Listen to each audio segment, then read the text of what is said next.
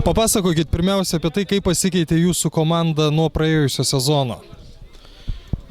Aš manau, kad gavom vieną naują vartininką, keletą puolėjų ir sezoną visą treniravome sportimą.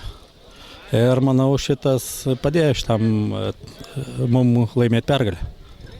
Kiek jūs turėjote tų treniruočių ir ar galit palyginti šio sezono pasiruošimą ir tai, ką turėjote ankstesniais metais?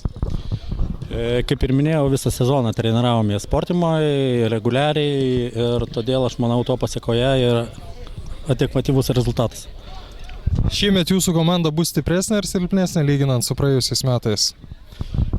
Manau, stipresnė, viskas aišku priklausys nuo to, kaip žaidėjai susirinks, nes pagrindė praeitais metais buvo problema tam, kad žaidėjai nesusirinko.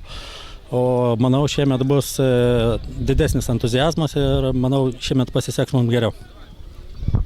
Ir tada apie debiutinės pirmasias rungtynes. Pradžiai buvo sunku žaisti, kol įsižaidėm, nes vis dėlto sportimoje yra dirbtinė aikštė, čia papuolėm jau kaip yra didesnė erdvė. Ir manau, pirma pradžia buvo sunki, po to antram kėliny gavom tokį kaip ir smūgį nesitikėjom, bet paskui persilaužėm ir aš manau, viskas į gerą pusę viskas persvertė. Ačiū.